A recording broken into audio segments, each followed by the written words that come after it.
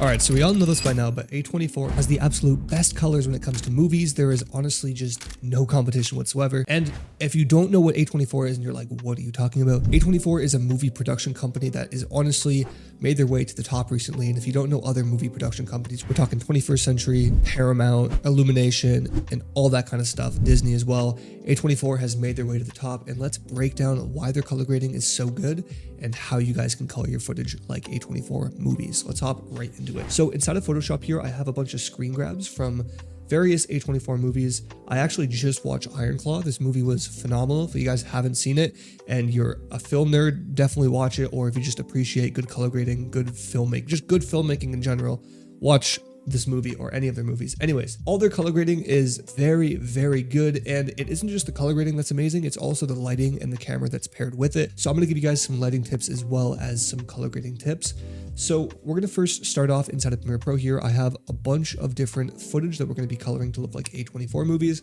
And first and foremost, A24 shoots almost all of their movies on film. And if they aren't shooting a movie on film, they're going to edit it to look like film. So I'm going to be showing you guys how you can do that super quickly today. Now, there are a couple of ways you can do it. There are some free ways, there are some paid ways, and obviously the free ways aren't going to be as good as the paid ways. So first and foremost, let's go into the free ways. So film has grain, and if you guys want to get some grain for free, go on YouTube and search film grain. I forgot the F, film grain. And then you'll have a bunch of these overlays. I don't recommend doing any of these. This one's all right. Let's try film grain overlay. There we go. We want some stuff like this. We want the gray. Anyways, you guys want to go ahead and download this with your YouTube downloader of choice. And then we're going to go back into Premiere Pro and bring it in. I'm going to be using my film grain from my film effects pack. That'll be linked below on my website. It's honestly my favorite film grain and I use it on all my videos, but you guys can use the free ones from YouTube, or if you decide to download this, it'll be linked below. So I'm just going to go ahead and scale it down so it fits into the frame. And with your film grain, especially the gray ones, you want to go and set the blending mode to overlay, and boom, you're instantly going to have that grainy look there. But let's build upon it. We're going to drag this up one layer, go into our project, right click, and we're going to create a new item and create an adjustment layer. Now let's drag that on top of our footage here, and we're going to click on it and go over to Lumetri Color. Now, if you guys don't have Lumetri Color in a tab here, go up to Window, click on it right here and bring it into your tab. We're going to start off by going into Creative, and under Look, we're going to hit None and then hit Browse. Now I'm going to be using a LUT to start off, and then we're going to build upon that. There are a bunch of free LUTs on YouTube, a bunch of film color grading LUTs that you can download. Trust me, there are an unlimited supply of LUTs on the internet for free, but if you want high quality LUTs, I recommend checking out my LUT pack that'll be linked below. We're going to be using that today for this video. So inside my ultimate LUT pack, we have 1 through 282 different LUTs and then 7 additional film LUTs. Let's go ahead with film 4 here. And as you guys can see, it's just a base. It's just something to kind of like, start with. So after we have the base applied, we're going to go back into basic correction here, and we're going to start off by turning up the contrast, turning down the highlights. Let's add a little bit of green to our footage, and then add a little bit of orange. Turn the saturation up a bit. See how it's too much orange? Let's bring that down. Let's go and bring the shadows down. That is looking great there. Turn the highlights up a little bit more. Let's tone down on that orange a little bit more. And then since we can't really get a good orange-green balance this way, we're going to go into curves here, and we're going to go into the red curve, and we're going to make 3 points just like so. And we're going to start playing with them. So as you guys can see, we're making the background, we're bringing this one up, we're making it more red, and this one we're making it more green. So let's go with a look like that. And turning this one up, we're going to make his skin more orange. And then going back into basic correction here, we can then play with the shadows just to turn them up a little bit more.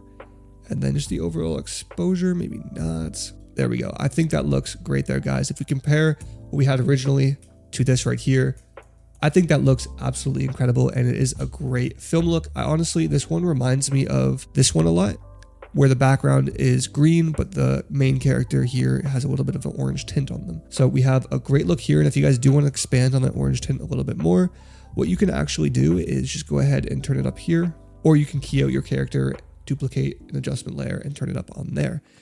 Anyways, that looks pretty good there, guys, but we're going to hop into the paid way now. So if we go ahead and turn this off for now and just go on our original footage clip right here, we can go into effects, and we're going to search something called Dehancer. Now, if you guys don't know what Dehancer is, it's a film emulation plugin, and it's the one that I use, and it is amazing. Dehancer is honestly a goated plugin. If you guys want to go check it out, it'll be linked below. You can use my code to save $5. So if we go into effect controls here, we have a bunch of different options. Honestly, if you shot your own footage and you're going to be coloring your own footage and you know what camera you shot it on, you know what ISO, I recommend going into input here, Under source, change Rec 709 to choose camera. And then under camera, you can actually pick your exact camera you shot it on. So let's say we shot this on an A7S III, and then we could see the picture profile that we shot it on in the ISO as well. So the native ISOs for the A7S III, if you don't already know, are 640 and 12800. You should only be shooting in those two and using an ND filter or f-stop to account for the light. So let's set this one here. Let's pretend we're shooting in that one. And then we're going to open up film here. So we have a bunch of different film looks that are built inside of them. These are LUTs that are meant to convert your footage directly into that film look, the exact film. So as you guys could see, if we go through here, we can get some pretty unique looks. They don't look amazing because this isn't the exact camera. I don't know what the person shot this on. I just downloaded this from YouTube. It says A7S III, but I guess it is. So once you pick your film look here, let's go with this one here. You can turn up the push and pull of it. So we're going to turn the pull up. And then under film developer, you have so many different options to turn things on. You can have a film compression, expand. We're going to turn that off. You can turn print on or off. That's really just going to make it look like it was printed on film. Color head, film grain, which I like to turn off most of the time, but you can really customize and mess with the film grain.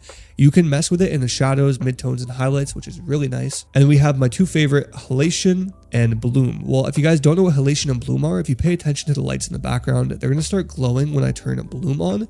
And then halation is the red outline around certain things. So we're going to go ahead and turn that up so you guys can see. If I turn up the amplification and the local diffusion, you guys can see we get these red borders around certain things. And that is halation right there. You really want to keep that limited. So I'm going to go ahead and just have a little bit just like so. And we have a pretty unique film look there. It does need a little bit more touching up inside of lumetri color, but that is super simple. We just want to turn the contrast up, maybe add some green, add some orange, turn the shadows down just like so, turn the whites down a bit, turn the highlights down a tiny bit, possibly, contrast, turn the blacks down, and boom. We have a different film color grading look. And that halation and bloom is really putting in work, guys. If we go ahead and turn off our Dehancer here, you can see it really adds a lot to the look. So that is that piece of footage right there. It's pretty self-explanatory. I was going to go ahead and cover these ones here, but I think I did a good job explaining it the free ways and the paid ways. If you want to check out Dehancer or my film looks pack, that'll be linked below. But now we're going to hop in and talk about lighting and shooting your footage to be color graded. So we're just going to be inside of Photoshop here, and I recommend just listening to this as a lesson. So as you guys can see here, we have lots of key lights in the background, and if we just look at my webcam, for example, we have 1, 2 key lights in the background. Lighting is super important, and it seems like she has a softbox on her face as well. If you guys don't know what that is, I'm also using that for my face as well. I'm going to go ahead and turn my softbox on and off so you guys can see what it looks like with and without it. So this is with my softbox out, and you guys are like, what just happened? Anyways, softbox, super important. And also using little bits of light to light your scene as well is very important as well. Now, if we go to a scene like this, you can see he has tints of blue and a little bit of tint of white on the side of his face. Mixing two-tone colors, especially like the blue here that's super light, is very important. What I have here is I have a pink and then I have a red over here, but when it's blended, you can see a little bit on my face, just like this here. And then we have the main light that's kind of blowing it out and moving it to the side. And then this one here, it's more of a silhouette shot, but it really focuses on the colors of the background. And you guys can see that film look there as well. And then boom, we have this shot right here that has a nice little orange light on her face. The background is kind of lit with a nice blue light, but everything is focused to be on her face. She has a softbox on her, but it's lowered down a lot. Also as well, if you're shooting your footage, I recommend overexposing your footage by 1, especially if you're shooting on a Sony camera. Sometimes the shadows can be really hard to play around with and manipulate. And if you want the most information while color grading, overexpose by 1. And that is pretty much my advice, guys, on how you can color your videos to look like A24 movies. If you guys enjoyed this and want to see more videos just like this, leave a like and subscribe. I definitely want to make more videos on movies and color grading and everything like that in the future. Music videos are cool, but I really enjoy stuff like this, and I want to kind of bring you guys into my world and show you guys more stuff that I enjoy. Make sure to subscribe and check out this video right here as well. Thank you so much for watching. Peace.